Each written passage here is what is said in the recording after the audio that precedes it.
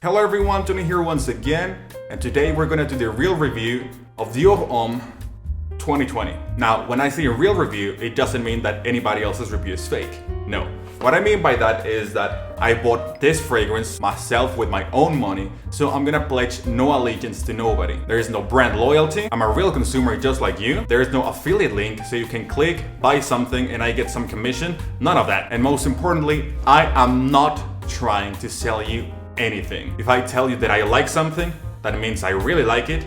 If I tell you that I don't like something, that means I really don't like it. And yes, I am 1000% ripping off Flossie Carter with that intro. I am in no way, and I repeat, I am in no way, shape or form claiming that I am an expert or that I know more than anyone else on the fragrance community. I'm just gonna share my thoughts and experience with you so you can make the choice if you drop your hard-earned money on a bottle of perfume or not. Take my review and really anyone's review with a grain of salt. We all have different perceptions, different skin chemistry, and of course, different taste. So let's get busy. Let's start off with one of the most important aspects when it comes to purchasing a new fragrance. The price. There is really no point of telling you how much this fragrance costs right now, because if you watch this video 2, 3 or more years from now, chances are the price is gonna be higher due to inflation. But today you can get this Dior Homme 2020, the 100 milliliter bottle for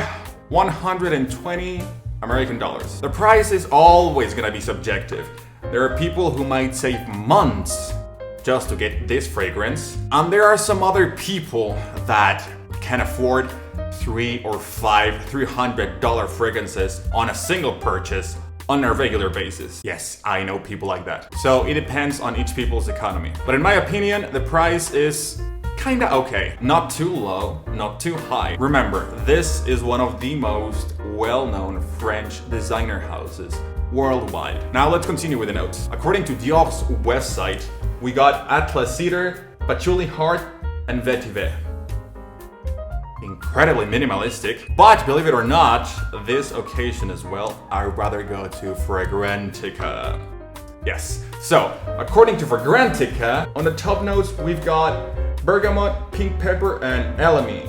Elemi? I don't know how to pronounce that. Let's call it elemi. On the middle notes, we have Atlas Cedar, Cashmere Wood, and Patchouli. And finally, on the base notes, we have ISO E-Super, Vetiver, and White Musk. By the way, this is an EDT concentration for the toilet. We have great quality notes in here. Some of them might be natural, some of them might be synthetic, but that's irrelevant. This is Dior. On this Dior Homme line of fragrances, you can smell quality on their products. As a matter of fact, in my opinion, the fragrance line that smells less quality from Dior is their most popular one, with the exception of this beauty. I'm talking about the commercial segment without getting into la collection privée. But this one smells fantastic. Now, what do I smell in here? This is the part of the video that is kind of subjective, because it's my own perception and it might be totally different from your perception. So what I'm smelling here, it's a very versatile fragrance with a very interesting woody, slightly metallic hints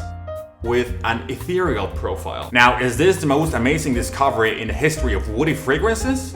Absolutely not. But let's dive into what I'm getting in here. You got the citrusy opening notes that give the perfume brightness, along with a spicy hint, obviously thanks to the bergamot and the pink pepper. Not to mention the slight, tiny amber contribution courtesy of the elemi. It's not dominant, but you can definitely smell it in the opening. But that bright punch of citruses is gonna call the woody artillery almost immediately, especially when the ISO E-Super comes to play with the earthy facets that Vetiver provides. And to finish it up, we have this white musk to round up all the composition. This is a very linear fragrance. What you get after 10 minutes you spray this fragrance, that's pretty much exactly how the fragrance is gonna smell until the last second. I just mentioned some of the notes to highlight some aspects of it. Not all of the notes, obviously, but that's not important because that's just my perception. Of course, you can sense different things when you smell it because each nose is a totally different world. Now let's talk about a very important topic for a lot of people.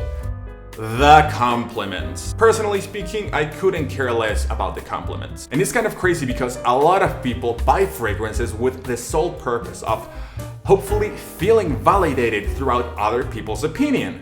That's not my case. That is definitely not my case.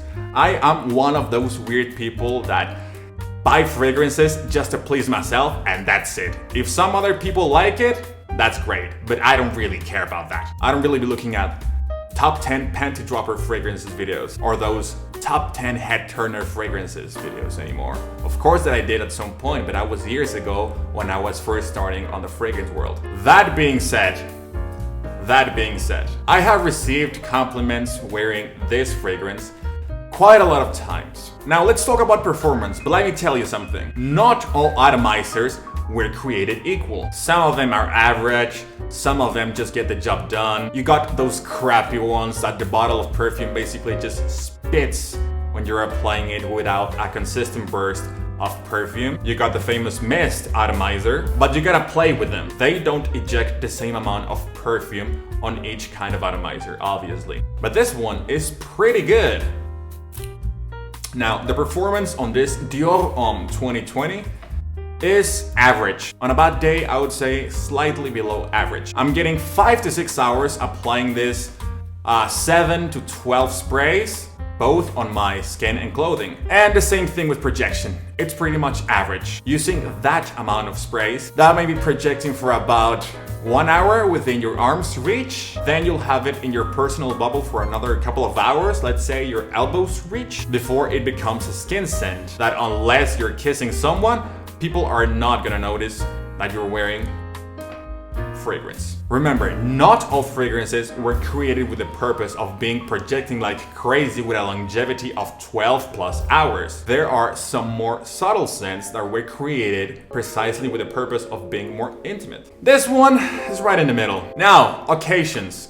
Due to the versatile nature of this fragrance, you can wear this all year round. You can pull this off when the sun is up due to the bright part. That's because of the bergamot and the pink pepper exploding right in your face. But you can also pull this off at nighttime because of the depth of the patchouli and the timeless vibes of cedar and iso-e super. However, I think people's gonna use this more during daytime. But if you decide to use this at nighttime, that's completely fine. You're gonna smell fantastic, I'm telling you. However, considering what I just said about the performance, you can easily assume that this is not the fragrance that you wanna use when you're going out to the nightclub when there's a lot of people smoking cigarettes and God knows what more, or somewhere in open spaces. This is something that I would use on the office, definitely on a business meeting, going to the grocery store, when you're swinging on the mall, on a date, when you're gonna have close interaction with your significant other, when you're going to a nice meal or a nice restaurant, or even using it when you're fresh out of the shower before going to sleep. Gender. Let's go with gender. This is marketed as a masculine fragrance. Dior Homme. And I totally agree. But if you're a lady that happens to enjoy woody scents, you can definitely try this on. It's a bit more on the masculine spectrum, but since this is a novel, woody, musky scent, if you want to try it on, do your thing. And finally, age. Now, I don't think a teenager is gonna enjoy this type of scent, since this is a little bit more mature smell. That is because the depth and the richness of the woody notes, the tiny metallic hints, and the patchouli, of course, that a lot of people associate with older people. I would say you're gonna appreciate this more if you're 25 until the end of your days. Now, I'm saying that a teenager probably is not gonna enjoy this because usually teenagers tend to like a little bit more playful smells. If a kid is 15 and likes this smell, go ahead and try it on. But as always, do as you please. So, quality, very good. Versatility, 8 out of 10. Performance, average or slightly below average. Compliments, yes. Now, personally speaking, I really never cared about the controversy about the launch of this because they removed the note of iris, which Dior Homme line was known for. This is a fragrance that I enjoy a lot, and even if I wish the performance was a bit heavier, I am 100% happy with this purchase. At the end of the day, do what you want with your fragrance. No one, and I mean absolutely no one, is entitled to tell you what to do. This is just my opinion, as I stated on the very beginning of the video. Now, if this review was useful to you, I would feel very honored. But at the end of the day, do as you please. Thank you so much for watching this video. If you made it this far, I really hope you found this video useful. Tack så mycket. Merci beaucoup. Muito obrigado. Dankeschön. Muchas gracias. Spasiba. Grazie mille. Arigatou gozaimasu. See you in the next video.